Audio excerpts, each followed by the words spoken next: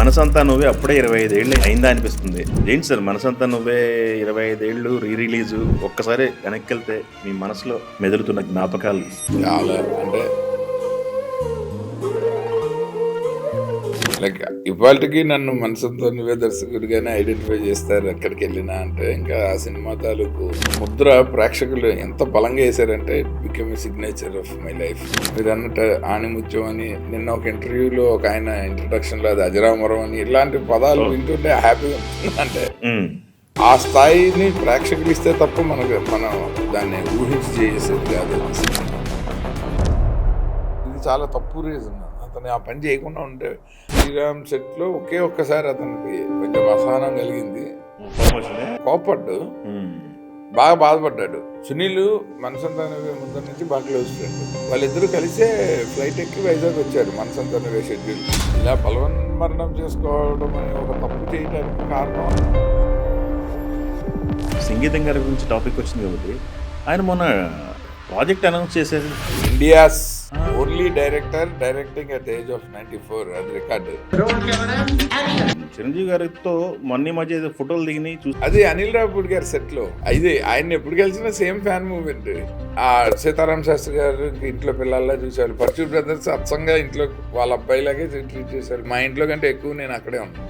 భైరవదీపం సెట్లో జరిగిన ఇన్సిడెంట్ల గురించి ఏదైనా చెప్పండి. మీరు భైరవదీపం ముహూర్తం ఫోటో చూస్తే సంగీతం గారికి ఓ బ్యాండేజ్ ఉంటుంది మామ మీద, ఎక్కడ లిప్స్ దగ్గర ఎక్కడ. 9:30, 10కి ఇప్పుడు ఏంట్రా అని ఎవరో డిస్టర్బ్ చేసినట్టు అవి చూస్తే బాలకృష్ణ గారు నాకు అసలు కళ్ళనీళ్ళే చేసి. రాజు గారేమో మహేష్ బాబుతో వెళ్దామంటే కాదు మీరు కొత్త వాళ్ళని. ఉదయ్ కిరణ్తో లవ్ స్టోరీ చేయగలను కానీ మహేష్ బాబు తోటి లవ్ స్టోరీ కంటే నాకు అంత పెద్ద హీరో దొరికితే ఇంకా పెద్ద కథ చేస్తాను. Hello everyone, this is Mahathi. నేను ఉదయ్ కిరణ్ మేనకోడిని. నా పేరు తేజ, నేను ఉదయ్ కిరణ్ మేనల్లుడిని. మీకు బాగా నచ్చిన పాట సార్? సాహిత్యము, ట్యూను, వాయిస్ అన్ని కలిపి ఒక వెల్ ప్యాక్డ్ సాంగ్ అంటే కిటకిట తలుపులు, మనసంతా నువ్వే.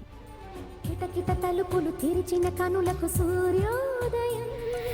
సందర్భం కుదిరింది, మనసంతా నువ్వే జ్ఞాపకాల్లో ఒకసారి వెనక్కి వెళ్ళొచ్చాం. తెలుగు ప్రశ్నలు నమస్తే. చిత్ర పరిశ్రమలో కొన్ని సినిమాలు ఆణిముత్యాల్లో అలా ఉండిపోతాయి. అలాంటి సినిమాలు ఒక్కసారి వెనక్కి వెళ్ళి చూసుకుంటే ఆ సినిమాలు ఈ తరానికి అందించాలని రిలీజ్ కూడా జరుగుతున్నాయి. మనసంతా నువ్వే 25 సంవత్సరాలు పూర్తి చేసుకుంది. రిలీజు 14వ తారీఖు ఉంది. సో మనసంతా నువ్వే క్రియేటర్ వీణ ఆదిత్య గారు ఉన్నారు. ఆదిత్య గారితో మాట్లాడదాం. సార్ నమస్తే అండి. నమస్తే అండి. కృష్ణ ఎలా ఉన్నారు sir? One of the most handsome interviewers. మనసంతా నువ్వే అప్పుడే 25 ఏళ్ళు అయిందా అనిపిస్తుంది. ఏంటి సార్ మనసంతా నువ్వే 25 ఏళ్ళు రిలీజు ఒక్కసారి వెనక్కెళ్తే మీ మనసులో మెదులుతున్న జ్ఞాపకాలు? చాలా అంటే లైక్ ఇవాళకి నన్ను మనసంతో నువ్వే దర్శకుడిగానే ఐడెంటిఫై చేస్తారు ఎక్కడికి వెళ్ళినా అంటే. ఇంకా ఆ సినిమా తాలూకు ముద్ర ప్రేక్షకులు ఎంత బలంగా వేశారంటే it become a signature of my life. తీసేటప్పుడు అది నిజంగా తెలీదు. రిజల్ట్ మనం రిజల్ట్ని యాంటిసిపేట్ చేయగలం కానీ దాని స్థాయిని యాంటిసిపేట్ చేయలేం. అవునవును. హిట్ సినిమా చేస్తానని తెలుసు, బట్ అది సూపర్ హిట్ అయ్యి కల్ట్ క్లాసిక్ అయ్యి ఒక మీరు అన్నట్టు ఆణిముత్యం అని నిన్న ఒక ఇంటర్వ్యూలో ఒక ఆయన ఇంట్రొడక్షన్లో అది అజరామరం అని ఇలాంటి పదాలు వింటుంటే హ్యాపీగా ఉంటుంది. అంటే ఆ స్థాయిని ప్రేక్షకులు ఇస్తే తప్ప మనం దాన్ని ఊహించి చేసేది కాదు అది సినిమా. మేకింగ్లో చాలా జ్ఞాపకాలు ఉన్నాయి. Like right from day 1 MS Raju garu నాకు కాల్ చేసి మనం ఓ సినిమా చేద్దామమ్మా అన్న దగ్గర నుంచి ఎస్ గోపాల్ రెడ్డి గారు చెప్పారు ఆయనకి. ఆయన అప్పటికి పెద్ద సినిమాలు చేశారు, చాలా పెద్ద సినిమాలు, దేవిపుత్రుడు, దేవి, ఇలాంటివన్నీ. బయట వేరే జానరాలో ఆయన టాప్ ఫిలిం. శత్రువు నాకు బాగా ఇష్టం. శత్రువు ఆ పాటలు ఇప్పటికీ నేను పాడుకుంటాను, అప్పుడు హమ్ చేస్తాము. అట్లా ఆయన చాలా మంచి సినిమాలు చేసిన ప్రొడ్యూసర్. ఆయన ప్రొడ్యూసర్గా ఆయన మంచి మార్క్ ఉంది. పెద్ద సినిమాలు, భారీ నిర్మాత, హిట్ అయినా ఫ్లాప్ అయినా తగ్గేదేలే అన్నట్టు ఉండేవాడు ఆయన. అలాంటి ఆయన ఒక చిన్న కొత్త డైరెక్టర్తో చిన్న బడ్జెట్లో చిన్న కథ, అందులో లవ్ స్టోరీలో కథ ఉండదు. ప్రేమ అంటే ప్రేమలో పట్టము, అపార్థము, మళ్ళీ అది ప్రేమ ఇంకొంచెం బలం అవటము, విడిపోయే కారణాలు కలుసుకోవటం, ఇది దాటి ప్రేమ కథ ఎటు చూసినా ఏముండదు. దీన్ని నేను ఎలా జడ్జి చేస్తాడు అనుకునేవాడిని. అంటే చెప్పడానికి ఏమి ఉండదు, సినిమా తీస్తానంటున్నాడు ఆయన, ఏం చెప్పి నేను ఆయన కన్విన్స్ చేస్తా అని. సో ఒక 1 month సరదా మాట్లాడుకుందాం అండి, మీకు నచ్చితే సినిమా అవుతుంది, నచ్చకపోతే. అందుకని ఇలా ఫస్ట్ మీటింగ్లో ఇప్పుడులాగా వెళ్ళి కథ చెప్పి ఒప్పించి ఎస్ఆర్నో అదేం లేదు ఆ సినిమాకి. That film was manifested and it was not planned. Okay okay okay అది జరిగింది అంతే. ఓకే అలా జరిగిపోయిందని అది నాకు ఇప్పుడు కాదు. అండ్ ఆ తర్వాత ఏ సినిమాలో జరగలేదు. ఆ తర్వాత ఏదైనా ఫస్ట్ మీటింగ్లో ఒక కథ, ఒక లైను, ఒక 10 నిమిషాల నెరేషను. మొన్న కూడా ఒక సూపర్ స్టార్ లాంటి ఒక పెద్ద హీరోకి ఒక కథ చెప్పాల్సి వస్తే ఫస్ట్ మీటింగ్లో నాకు ఒక 1/2 hour లోపు ఒక 2-3 ఐడియాలు త్రో చేయండి అనే అన్నారు. ఆ తర్వాత ఒకటి పిక్ చేస్తాను, దాన్ని డీటెయిల్స్కి వెళ్తామని. విచిత్రంగా ఎంఎస్ రాజు గారితో అది కూడా జరగలేదు. ఒక వారం 10 రోజులు అలా సరదాగా రోజు టీ టైము మీరు ఖాళీగా ఉంటే మీ పనుల్లో మీరు ఉండండి, మీరు ఇలా మధ్యాహ్నం పూట కొంచెం సేపు ఏ పని లేదు రిలాక్స్డ్గా ఉంటానన్న టైం నాకు ఇస్తే 1 గంట మాట్లాడుకుందాం, అది ప్రాజెక్ట్ అయితే అవుతుంది, అవ్వకపోతే అన్నారు. ఇలాంటి పెద్ద ప్రొడ్యూసర్తో రోజు 1 గంట స్పెండ్ చేస్తే నాకు ఎంతో కొంత నాలెడ్జ్ వస్తుంది సినిమా మేకింగ్ మీద. ఆ జర్నీకి ఒక మంచి వాల్యూ ఉంటుంది. ఇవాళ కాకపోతే భవిష్యత్తులో మీరు ఇండస్ట్రీలో ఉంటారు, నేను ఇండస్ట్రీలో ఉంటాను. మన రిలేషన్ స్ట్రెంగ్త్ అయితే వచ్చే నష్టమే లేదు. ఖచ్చితంగా మనం సినిమా చేసేయాలి అన్న ఒక ఇంటెన్షన్ తోటి అయితే నేను మిమ్మల్ని కలిస్తే అలా జరగాలని కూడా రూల్ లేదు కదా అని. అప్పటికే నాకు చాలా ఆఫర్లు కూడా ఉన్నాయి. కానీ నేనేంటంటే ఈయనని మేము ఎస్ గోపాల్ రెడ్డి గారు పరిచయం చేశారు కాబట్టి ఎస్ గోపాల్ రెడ్డి గారి మీద ఉన్న రెస్పెక్టు, అలా ఈయన చేసిన ఆ ట్రాక్ రికార్డు వల్ల, ఆయన చేసిన సినిమాల హిస్టరీ చూసి భయమేసి ఈ సినిమా జరుగుతుందో లేదో అనవసరం నేను బ్యాడ్ అయిపోతా ఇండస్ట్రీలో. అప్పటికే చాలా మంది నన్ను అడిగిన వాళ్ళందరూ నాకు శత్రువులు అయిపోతారు నేను కనుక ఈ ప్రాజెక్ట్ జరగకపోతే. అందులో ఒక పెద్ద ప్రొడ్యూసర్ సినిమా తీస్తానని చెప్పి తీయకపోతే నా క్యాలిబర్ మీద క్వశ్చన్ పడుతుంది, కానీ ప్రొడ్యూసర్ క్యాలిబర్ మీద ఎవరికి డౌట్ రాదు కదా. కొత్త ప్రొడ్యూసర్ అయితే ఆ ప్రొడ్యూసర్ క్యాలిబర్ లేదంటారు. సో నాకు అదొక భయం ఉండింది. నేను ఇండస్ట్రీలో ఒక సినిమా అన్న పూర్తిగా నన్ను తీసి బయటకు వచ్చి అప్పుడు నా కెరీర్ని డిసైడ్ చేసుకోవాలన్నట్టు ఉండేవాడిని. సో ఆ సినిమా జాగ్రత్తగా అంత క్రితమే నాకు సినిమా మొదలై ఆగిపోయింది. సో నాకు అదో భయం ఉంది. నువ్వంటే నాకు ఇష్టం అని. అది లవ్ స్టోరీ. అలా దానికే ఆర్పి పట్నాయక్ గారు నాకు పరిచయం మ్యూజిక్ డైరెక్టర్గా. అప్పుడు అది ఆయన ఫస్ట్ సినిమా అయ్యిండే, 2 పాటలు రికార్డ్ చేసాం, మంచి లవ్ స్టోరీ. కాస్టింగ్ కొత్త కాస్టింగ్ కూడా తెలిసిన వాళ్ళే. మాన్యానాయుడు గారు అని ఆవిడ ఇప్పుడు యూఎస్లో సెటిల్ అయిపోయారు. ఆవిడ వైవిఎస్ చౌదరి గారి సీతారాముల కళ్యాణమ్మ. అవునవును. అదేంటి మన అక్కినేని అదే నాగార్జున గారు ప్రొడ్యూసర్గా చేశారు. అవునవును. ఆ వెంకట్ అని హీరో. వెంకట్ అందులో ఈవిడ లాహిరిలోనే ఇందులోనో వైవిఎస్ చౌదరి గారు ఇంకో సినిమాలో ఈవిడ sister role, second heroine. So వీళ్ళిద్దరు కాంబినేషన్, ఇద్దరు వైవిఎస్ చౌదరి గారి డిస్కవరీ. సో వాళ్ళిద్దరితో నువ్వంటే నాకు ఇష్టం, ఆర్పి పట్నాయక్ గారి మ్యూజిక్, అది అనుకుని వాల్ పోస్టర్లు కూడా వేసి ముహూర్తానికే. ఓకే. కానీ ముహూర్తం చేయలే, కెమెరా అసలు ఇలా రోల్ చేయలేదు మేము. చేయకుండానే జస్ట్ ఫైనాన్షియల్ ఈక్వేషన్స్లో నాకు ఎక్కడో నమ్మకం కుదరలేదు. ఒక షెడ్యూల్ చేసి ఆపాలంటే, చిన్న సినిమాలు షెడ్యూల్ చేసి ఆపితే నేను భయపడతా, అన్లెస్ పెద్ద ప్రొడ్యూసర్లు అయితే తప్ప. ఎందుకంటే ఊరికే శాలరీలు పడిపోతాయి, ఇంట్రెస్ట్లు పడిపోతాయి, కానీ పని జరగదు. ప్రొడ్యూసర్కి ఇంకా డబ్బులు రషెస్ చూపించి ఫండింగ్ తెచ్చే సినిమాలు అసలు నేను జీవితంలో చేయకూడదు. అప్పటికే అసిస్టెంట్ డైరెక్టర్గా నేను చాలా ఎక్స్పీరియన్స్డ్ అసోసియేట్ డైరెక్టర్ ఇండస్ట్రీలో, పెద్ద పెద్ద బ్యానర్స్లో చేసా, పెద్ద స్టార్స్తో చేసా. అలా మనసంతో నువ్వే అక్కడి నుంచి మొదలైంది. అంటే అంత బలమైన లేదా బలహీనమైన పునాదుల మీద నుంచి స్టార్ట్ అయింది. రాజు గారేమో మహేష్ బాబుతో వెళ్దామంటే, కాదు మీరు కొత్త వాళ్ళని మీరే అన్నారట, అది నిజమేనా? ఉదయకిరణ్తో లవ్ స్టోరీ చేయగలను, కానీ మహేష్ బాబుతో లవ్ స్టోరీ కంటే నాకు అంత పెద్ద హీరో దొరికితే ఇంకా పెద్ద కథ చేస్తాను అన్నమాట. ఆయనకి ఏంటంటే ఒక ప్రేమించుకుందనరా లాగా చేయాలని ఉండేది. అంటే స్కేల్ పెద్దదే, బట్ ఒక లవ్. మహేష్ బాబు అప్పటికే వంశీ సినిమా అలాంటి ఐడియాతోనే చేస్తున్నాడు. ఆయన ఒక action based love story, under production. నేను గోపాల్ రెడ్డి గారు కలిసి ఆయనకి ఒక లవ్ స్టోరీ కథ చెప్తే సేమ్ జానరాలో బ్యాక్ టు బ్యాక్ ఏ పెద్ద హీరో కూడా చేయడు, ఒక సూపర్ స్టార్. ఆ, అండ్ అప్పటికి ఆయన గుణశేఖర్ గారు కదా ఇండస్ట్రీలో తిరుగుతోంది ప్రొడ్యూసర్ కోసం. ఆహా. వాళ్ళిద్దరు కాంబినేషన్లో ఒక్కడా? మ్యాగ్నమ్ ఓపస్ ఒక్కడు. ఆహాహా. సో ఎంఎస్ రాజు గారికి న్యాచురల్లీ అది మంచిగా జరిగిందిగా, అవునవును. ఒక్కడే ఆయనకి వచ్చిందిగా Yes. మనసంతా నువ్వే ఇట్ట బట్టి. అదే అదే మనసంతా నువ్వే. అవును, వాస్తవానికి.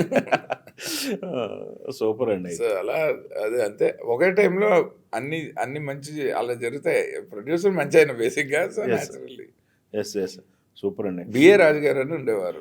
అవును. ఆయన మహేష్ బాబుకి పిఆర్, ఎంఎస్ రాజు గారికి కూడా పిఆర్. ఆయన నిజంగా చాలా మంచి ఆయన. అవును. నాకు మెడ్రాస్లో సంగీతం గారి దగ్గర భైరవ దీపం చేస్తున్నప్పటి నుంచి పరిచయం. ఆహా. ఆయన అప్పుడు జర్నలిస్ట్. అవును. ఆయన జయ గారు కూడా, జయ గారు, ఆవిడ అవును. ఇంగ్లీష్ మ్యాగజైన్లో జర్నలిస్ట్, ఈయన తెలుగు మ్యాగజైన్. ఆ దంపతులు నాకు బిఏ రాజు గారు మనసంతా నువ్వు ఎప్పుడు ఆయన నాకు చాలా హెల్ప్ చేశారు. అంటే ఉమ్. ఆ సినిమా గురించి మంచిగా ఫస్ట్ సూపర్ హిట్లో బ్యాక్ కవర్ యాడ్ ఇచ్చి, ఆ సినిమాకి ఒక రకంగా ఓపెనింగ్ హైపు మ్యూజిక్ ఎంత తెచ్చిందో బిఏ రాజు గారి పబ్లిసిటీ కూడా అంత తెచ్చింది. సెంటర్ స్ప్రెడ్లు వేసి ఉమ్. ఎంఎస్ రాజు గారి మీద ఉన్న అభిమానం అయినా కూడా హెల్ప్ నాకు కూడా జరిగింది. Yes, yes, నేను ఆయన కూడా ఈ రిలీజ్ సందర్భంలో నేను బాగా తలుచుకుంటున్న వాళ్ళు ఆయన కూడా ఉన్నారు. ఉదయ్ కిరణ్, సిరివెన్నెల సీతారామ శాస్త్రి గారు, చంద్రమోహన్ గారు, శ్రవణ్ అనే అసిస్టెంట్ డైరెక్టర్, తర్వాత డైరెక్టర్ అయ్యాడు. అవునా? ఈ సినిమాకి అసోసియేట్. ప్రియుడు అన్న సినిమాతో డైరెక్టర్ అయ్యాడు. తర్వాత కోవిడ్లో పాపం తను ఓకే చనిపోయాడు. ఓకే. సో అతను బిఏ రాజు గారు, వీళ్ళ ఐదుగురిని అయితే నేను డెఫినెట్గా బాగా మిస్ అవుతుంటాను ఏదో వేరే వేరే ఏరియాల్లో. ఉమ్. అయితే ఇప్పుడు ఉదయ్ కిరణ్ గారికి అప్పటికి 2 సినిమాలు ఉంటున్నాయి కదా? నువ్వు నేను ఏమో సగంలో ఉంది. సగంలో ఉందా? రిలీజ్ అవ్వాలి అప్పటికి. మా Manasantha Nuvve Vizag schedule, first Hyderabad schedule చేసేటప్పటికి నువ్వు నేను షెడ్యూల్ గ్యాప్, ఆ. వాళ్ళకి ఒక షెడ్యూల్ అయింది. ఓహో. సెకండ్ షెడ్యూల్, నెక్స్ట్ షెడ్యూల్ మేము చేసాం మనసంతా నువ్వు ఇక్కడ హైదరాబాద్లో. ఓకే. ఆ తర్వాత మళ్ళీ వాళ్ళు షూటింగ్ చేశారు. ఆ గ్యాప్, ఆ షెడ్యూల్ అయ్యే టైంకి మేము వైజాగ్కి వెళ్ళాము. ఓహో. సో అలా ప్యారలల్గా చేసాం. ఎన్ని రోజులు చూసి చేశారు సార్ ఇది? మేము 66 రోజులే, కానీ షెడ్యూల్ 15 రోజులు చొప్పున 4 నెలలు చేసాం. ఓహో. అంటే తక్కువ, చాలా తక్కువలో చేశారు సినిమా కూడా. బాగా రీజనబుల్గా కాస్టింగ్, పెద్ద కాస్టింగ్ పెట్టినారు. అందరూ నా ఆబ్లిగేషన్ లేదు పాప, అందరు నా మోహన్ చూసి వచ్చారు. అప్పటికే అందరు నాకు తనికల బర్ని గారు బాగా క్లోజు, చంద్రమోహన్ గారు క్లోజు, సుధా గారు బాగా క్లోజు.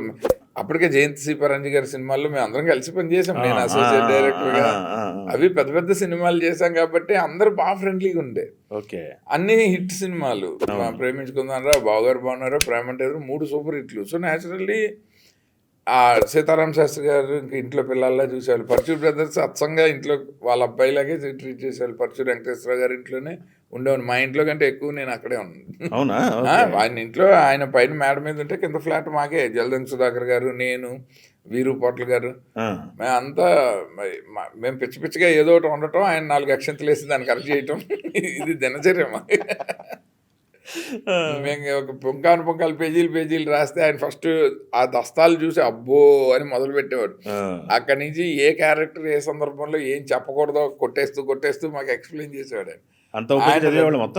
ఆయన స్క్రిప్ట్ అంటే ప్రాణంలాగా చూసే రైటర్. ఆయన స్క్రిప్ట్ని నిజంగా ఒక భగవంతుడి పవిత్ర గ్రంథంలాగా చూస్తాడు ఆయన.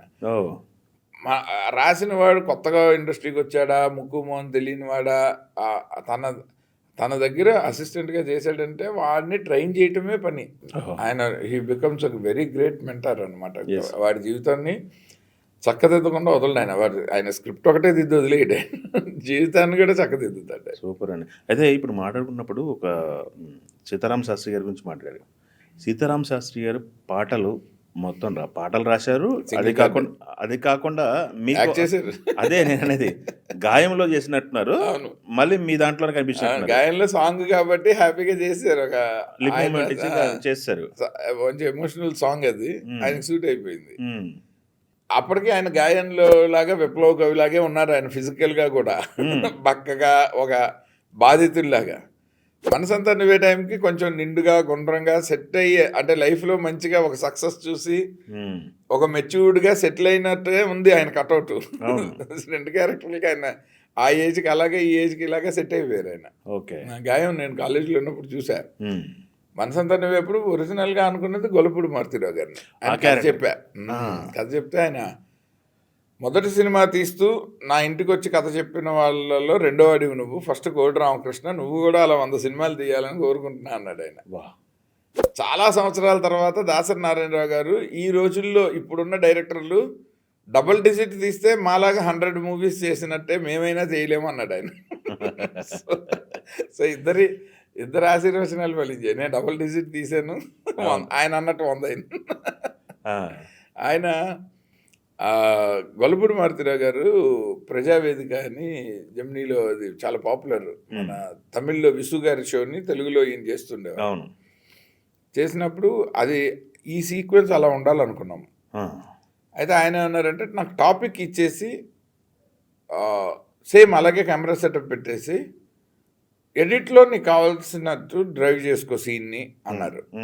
మిగిలిన నీకు కావాల్సిన రియాక్షన్లన్నీ లాస్ట్ డే పెట్టేసుకో అని. అలా నేను లెక్క వేస్తే చాలా బడ్జెట్ ఎక్కువైపోయింది, నేను ఎఫర్ట్ చేయలేకపోయా. నాకు గొల్లపూడి గారు ఆబ్లిగేషన్లో వస్తారు కానీ షూటింగ్ కాస్ట్ నా బడ్జెట్లో రాలేదు. ఓకే. సో అప్పుడు ఆయనకి మరి అలా అయితేనే ఈ సీన్ పండుతుంది అన్నారు ఆయన.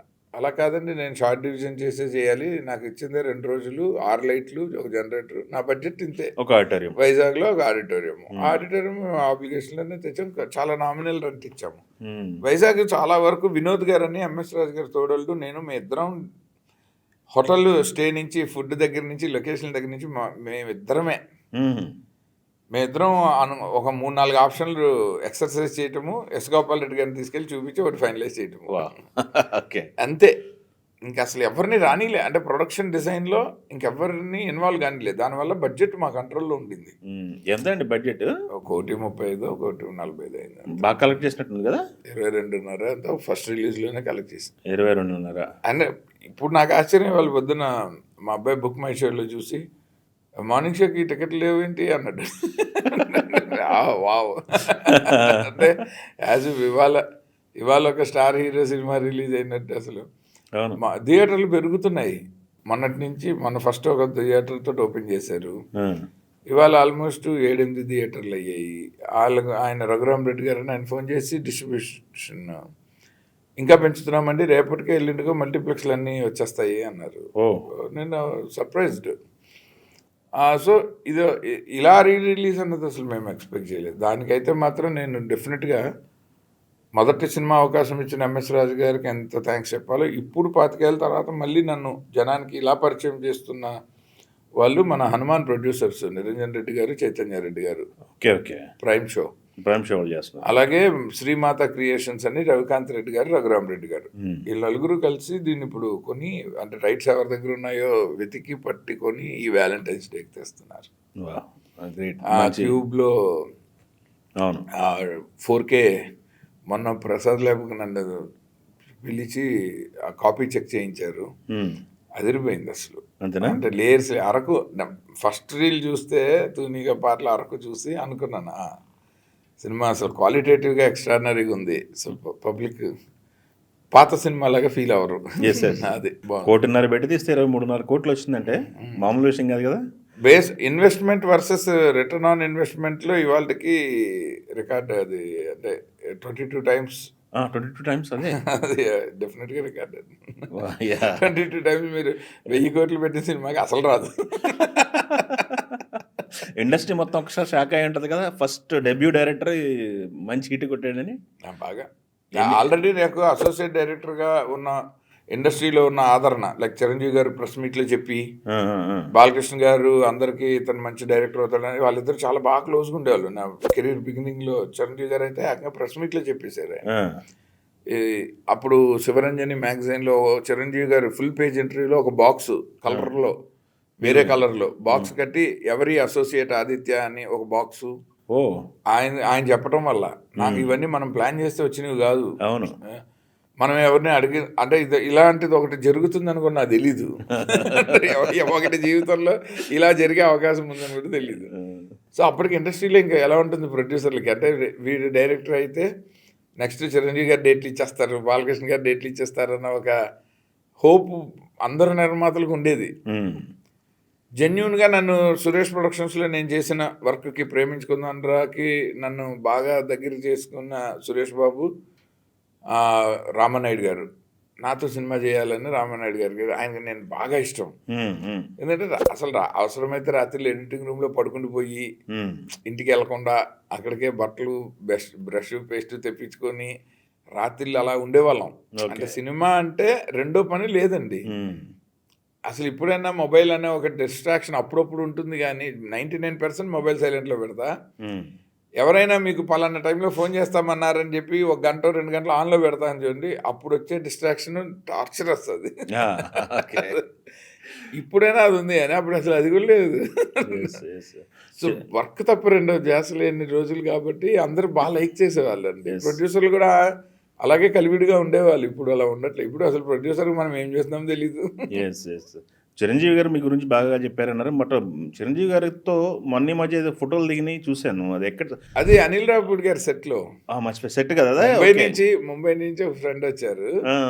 ఆయన చిరంజీవి గారిని కలిసి ఒక బుక్ ఇవ్వాలంటే నేను అపాయింట్మెంట్ తీసుకుని వెళ్ళాను. ఎలా ఉంది సార్ రిలేషన్? అప్పుడు ఎలా ఉన్నారు? అసలు ఆయనతో ఇంచుగడ తేడా రాదు. ఆయన నాతో గొడవ పెట్టుకున్నంత స్థాయి నాకు కూడా లేదు. రిలేషన్ అంటే అయితే ఆయన ఎప్పుడు కలిసినా సేమ్ ఫ్యాన్ మూమెంట్. ఇప్పుడు కూడా హుక్ స్టెప్ వేసి మన ఎంటర్టైన్ చేయడానికి అంత కష్టపడుతుంటే ఆయన అసలు ఆయన ఏ రకంగా మనం అభిమానించుకుంటుంటాం. పైగా చాలా బాగా ట్రీట్ చేస్తారు. ఆయన very jovial. Especially Manishankar Varaprasad గారి సెట్లో చిరంజీవి గారు మేము బాగున్నారా ఎలా చూసానో అట్లా చూసాను ఆయన్ని. అంటే అంత ఎనర్జెటిక్గా, అంత హ్యాపీగా, అసలు ఎక్స్ట్రావెగెంట్గా ఉన్నారు ఆయన. సినిమా 6-7 సార్లు చూసి చాలా మందిని తీసుకెళ్లాల్సి వస్తుంది. నేను ఒక్కొక్కరిని ఒక్కోసారి తీసుకెళ్తూ ఉంటాం వాళ్ళ టైమింగ్స్ని బట్టి. అంటే నాకు ఇష్టం. పైగా నయనతార యాక్ట్ చేశారు, మన అనిల్ రావిపూడి డైరెక్టర్. ఇంకా ఎన్నిసార్లు ఏం చూస్తా, హ్యాపీగా చూస్తా. నయనతార అంటే హీరోయిన్ కదా, అందుకని. అంటే ఇప్పుడు క్యాథరిన్ గారు కూడా నేను నెక్స్ట్ చేయబోయే సినిమాలో మొన్న యూఎస్లో షూట్ చేసాము. ఫనీ అందులో ఈవిడ సెకండ్ హీరోయిన్. అదే. సో ఇంకా అభినవ్ గోమటం, హర్షవర్ధన్ గారు వీళ్ళందరూ బాగా ఫ్రెండ్స్ ఎప్పటి నుంచో. సో న్యాచురల్లీ సెట్ అయింది. ఇంకా సూపర్ బాగా ఎంజాయ్ చేసాం. అందుకని ఎక్కువసేపు ఉన్నాం. అంటే డైరెక్ట్గా వెళ్ళిన పని చూసి వచ్చేయకుండా 1 డే ఉన్నాం. ఆల్మోస్ట్ ఒక రోజు వాళ్ళ షూటింగ్లో ఎక్కువ టైం స్పెండ్ చేసాం. సూపర్ అండి. ఇందాక మనం ఆడుకున్నప్పుడు ఒక బ్లాక్ బాస్టర్ వచ్చిందంటే ఇండస్ట్రీలో, ఇండస్ట్రీ మొత్తం సక్సెస్ వెంట పరిగెడుతుంది అంటారు కదా. ఒక సక్సెస్ వచ్చిందంటే నాకు తెలిసి ఒక డజనో 1/2 అడ్వాన్స్లు వచ్చి ఉంటాయి కదా గట్టిగా. 26 నుంచి 30 పైన వచ్చాయి. అబ్బా. 2-3 తప్ప మొత్తం రిటర్న్ ఇచ్చారు. నేను సినిమా చేస్తే తప్ప తీసుకోనని. ఆ 2-3 వాళ్ళు తీసుకోలే. సినిమా చేయకపోయినా పర్లేదు ఉంచి అన్నారు. సరే వేరే రకాలుగా వాళ్ళ రుణం తీర్చుకోవడానికి ప్రయత్నం చేస్తున్నాం అంతే. కానీ చందన బ్రదర్స్ బ్యాంక్లో క్యాష్లు ఎక్కువ. అవును. ఇప్పుడు యూఎస్లో ఉన్నాడు మా ఫ్రెండ్, అతను నార్త్ కేరళలో. అతన్ని పెట్టుకుని క్యాష్ పెట్టుకుని చందన బ్రదర్స్ జూట్ బ్యాగ్లో క్యాష్లు పెట్టుకుని అలా 2 బ్యాగులు డబ్బులు వెనక్కి ఇచ్చేచ్చు. 2-3 పెద్ద ప్రొడ్యూసర్లు తిట్టారు, ఇది పొగరు కింద తీసుకుంటుంది ఇండస్ట్రీ వెనక్కి ఇస్తే. దానికంటే అందరూ ఒకేసారి సినిమా రెండో సినిమా 26 మంది ఒకసారి చెయ్యరు. నువ్వు హిట్లో ఉన్నప్పుడు ఒక్కొక్కరికి క్లియర్ చేసుకుంటూరా కెరీర్లో. నువ్వు ఫ్లాప్ అయితే వాళ్ళే చేయరు, నీకెందుకు? అప్పుడు వాళ్ళే మళ్ళీ హిట్ వచ్చే వరకు వెయిట్ చేస్తారు. ఈలోపు నాని ఇంకొక పెద్ద ప్రొడ్యూసర్ మంచి సలహా ఇచ్చారు కానీ నాకు తెలియదు నిజంగా. నాకు ఇండస్ట్రీలో పని చేసి ఇండస్ట్రీలో ఉండాలి, రావాలి అని. ఆ ఏజ్ కూడా ఎంత అండి, 29 years. నేను 19లో వచ్చేసాను. అసిస్టెంట్ డైరెక్టర్గా నేను పనిచేసినప్పుడేమో నాకు పెద్దగా ఇండస్ట్రీని చూసే అవసరం రాలే. నేను చేస్తున్న సినిమాలకే సరిపోయింది ఆ టైం అంతా. రౌండ్ ద క్లాక్ ఆ సినిమాలే, అన్ని పెద్ద సినిమాలు, ఫుల్ చేతి నిండా పని. సో టైం లేదు. అండ్ ఇది ఒక్కసారి డైరెక్టర్ అయ్యి సక్సెస్ అయ్యాక అసలు కెరీర్ని ఎలా మౌల్డ్ చేసుకోవాలో చెప్పడానికి ఎవరు లేరు. సో ఈ అడ్వాన్స్లు రిటర్న్ ఇస్తున్న టైంలో ఒక ఆయన అన్నారు, ఎవరైనా బుద్ధి ఉన్న వాళ్ళు ఏం చేస్తారంటే మొత్తం డబ్బులు కలిపి అక్కడ స్థలం కొనిపడి, లేదా ఒక ఇల్లు కొనిపడి, 2 ఇళ్ళు కొనిపడి, ఒక్కొక్కరికి సినిమాలు ఎవరికి చేయగలవో, ఎవరిది నీకు అనుగుణంగా ప్రాజెక్ట్గా కన్వర్ట్ అవుతుందో వాళ్ళకి చేసుకుంటూరా. ఆ చేస్తున్న ప్రాసెస్లో ఎవరికైనా గబుక్కుని ఇచ్చేయాల్సి వస్తే నీ దగ్గర అసెట్ ఉంటుంది, అది తీసి ఇచ్చేయి. అంతే. సో మొత్తం అందరికీ ఇచ్చేయాల్సి వచ్చినా స్టిల్ నీ దగ్గర అసెట్ ఉంటుంది. నువ్వు ఇలాగ ఎకనామికల్గా ప్లానింగ్ సమంగా చేసుకోకపోతే ఇండస్ట్రీలో నీకు పొగరు అనుకుంటారు, లేదా నువ్వు నీతోటి మళ్ళీ చెయ్యరు. నిజంగానే చేయలే. నా అప్పటికి ఆయన చెప్పే టైంకి ఆయనది ఆఖరి అపాయింట్మెంట్ నాకు. ఆయనది ఫస్ట్ అయితే బాగుండే, ఆయన చాలా పెద్ద ప్రొడ్యూసర్. ఆ 26 మందికి ఇచ్చేసాక చెప్పాడు ఇంకా అప్పుడు కొనలేం కదా. అవును. సో ఆ తర్వాత బట్ లక్కీగా శ్రీరామ్ సినిమాకి ఫస్ట్ ఫ్లాట్ నేను అద్దెకుంటున్న ఫ్లాటే కొన్నాను. అప్పుడే కారు తీసుకున్నాను. ఇంకా అక్కడి నుంచి స్లోగా అదే రెయిన్బో సినిమాకి నేను పెట్టే వరకు ఇండస్ట్రీలో సంపాదించినవన్నీ జాగ్రత్త పడ్డాను. ఆ తర్వాత రెయిన్బోకి కూడా ఫైనాన్స్ మీద చేశా, కానీ సినిమా అమ్మలేకపోవటం వల్ల నేను ఇచ్చేసాను. ఇచ్చి మొత్తం క్లియర్ చేసుకోవటానికి ఒక 7-8 years పట్టింది. మధ్యలో తెలంగాణ ఉద్యమం కొంచెం కంట్రిబ్యూట్ చేసింది, కానీ పాపం అది జెన్యూన్ రేస్ ఎవరు ఎక్స్పెక్ట్ చేయలే. అదే మంచిగా ఒక ఎన్ఆర్ఐ మంచి రేట్ ఇచ్చి తీసుకుంటే నేను బయటపడిపోతున్నాను. ఆ ఒకే స్ట్రెచ్లో ఆయన హైదరాబాద్లో రియల్ ఎస్టేట్ డ్రాప్ అయిందని అగ్రిమెంట్ సైన్ చేయించింది, సైన్ చేయకుండా వదిలేసి వెళ్ళిపోయాను. వదిలేసి నేను వైజాగ్ సైడ్ ఎక్కడైనా ఇన్వెస్ట్ చేసుకుంటానండి అని వెళ్ళిపోయాడు ఆయన. ఓ వన్ డే అక్కడ కేసీఆర్ గారిని ఖమ్మంలో అరెస్ట్ చేశారు. సాయంత్రం న్యూస్ అది ఆ ఎన్ఆర్ఐలు బాగా ఫాలో అవుతారు కదా న్యాచురల్లీ. నెక్స్ట్ డే మార్నింగ్ అక్కడ లోకల్గా ఉన్న మా ఫ్రెండ్కి అడ్వాన్స్ ఇవ్వాలి. ఆయన ఓ 10K ట్రాన్స్ఫర్ కొట్టాలి $US అడ్వాన్స్ కింద. ఆయనకి అసలు ప్రాజెక్ట్ డ్రాప్ చేసాడు ఆయన ఆ ప్రపోజలే. That is fine. దానివల్ల ఒక 40 లక్షలు నష్టపోయా. సూపర్. కానీ తెలంగాణ ఉద్యమంలో నా ఫ్రెండ్స్ అందరూ ఉన్నారు. నేను ఉద్యమానికి అయితే సపోర్టే, పర్సనల్గా అయితే కొంచెం ఇంపాక్ట్ లాస్ అయింది. ఆ టైంలో అందరూ అయ్యారులేండి, నాదేం ఉంది, బడా బిజినెస్ మ్యాన్లు అయ్యారు. ఓకే సరే, ఇప్పుడు 25 years తర్వాత ఉదయ్ కిరణ్ గురించి మనం మాట్లాడుకుంటున్నాం. ఉదయ్ కిరణ్తో దాదాపు 2 సినిమాలు చేశారు. ఏం చేయాలి ఉదయ్ కిరణ్ గారు? అప్పుడే రైజింగ్ బాయ్, 2వ సినిమా మీతో వర్క్ ఎలా ఉండేవాడు సెటిల్? అసలు అతనికి అసలు ఎప్పుడు తనకు బయట ఉన్న లవర్ బాయ్ ఇమేజ్ సెట్లో కూడా ఉండే, అంటే అంతే లవర్ బాయ్, అందరూ లవ్ చేస్తారు. ప్రొడ్యూసర్తో ఎలా అతను బిహేవియరల్గా అసలు ఇచ్చి కూడా కంప్లైంట్ లేని వ్యక్తి. స్టాఫ్ దగ్గర నుంచి మేకప్, టచ్అప్ బాయ్ దగ్గర నుంచి డ్రైవరు, అసిస్టెంట్ డైరెక్టర్లు అందరితోనూ బాగుంటాడు. ఒక్కసారి శ్రీరామ్ సెట్లో ఒక్కసారి అతనికి కొంచెం అసహనం కలిగింది, కోపం వచ్చింది. అది తప్ప నేను దాని ముందు కానీ దాని తర్వాత కానీ అసలు ఎప్పుడు చూడలేదు. కోపం వస్తే ప్రశ్న అంటే జనరల్గా కోపం వస్తే కోపడ్డు, బాగా బాధపడ్డాడు. అయ్యో, కోపం వస్తే బాధపడ్డారా? అతను చాలా సెన్సిటివ్. కానీ నేను బాగా తిట్టాను. అవును, నేను ప్యాకప్ చెప్పి వెళ్ళిపోయి ఇంటికి వచ్చాడు, అలా ప్యాకప్ చెప్పారు ఏంటండి అని. అసలు నువ్వున్న లెవెల్కి నువ్వు అట్లా చేయకూడదని, అది అసలు ప్రాజెక్టే కాకూడదని, నీకు ఎందుకని అంటే అది రాంగ్ రీజన్ కాబట్టి నేను చెప్పే పాపం విన్నాడు. తర్వాత మళ్ళీ నెక్స్ట్ డే నుంచి షూటింగ్ రెజ్యూమ్ చేసాము. నాతో ఏం ఇష్యూ లేదు, బేసిక్గా నాతో ఉండదు. ఇంటికి ఎప్పుడంటే అప్పుడు వచ్చిపోయాడు. అర్ధరాత్రి 12 ఇంటికి వచ్చిన సందర్భాలు, 2 వచ్చేసేవాడు, నేను వెళ్ళేవాడిని. వాళ్ళ ఇంటి కింద ఒకరోజు సాయంత్రం ఇంట్లో కూర్చుని ఒక గంట మాట్లాడి కాఫీ తాగి టిఫిన్ తిని కిందకు వచ్చి నేను మా కో డైరెక్టర్ శంకర్ నైట్ 10:30-11కి కిందకు నుంచుని కబుర్లు చెప్పుకుంటుంటే మార్నింగ్ 4:35కి వెళ్ళాం ఇంటికి. అక్కడే నుంచున్నాయి కింద పార్కింగ్లో. ఓకే. సో అలా మేము గంటలు చాట్ చేసిన అంత మంచి ఇది ఉంది. అంటే ఇది మాట్లాడచ్చు, ఇది మాట్లాడకూడదు అనే బ్యారియర్స్ లేని ఒక హెల్తీ రిలేషన్షిప్ ఉండేది అతను. ఇది ఏదైనా షేర్ చేసుకోవచ్చు. ఆ యాక్సెప్టెన్స్, యాక్సెస్ తక్కువ మందితో ఉంటుంది. ఓకే, సూపర్ అండి. అంటే అక్కడ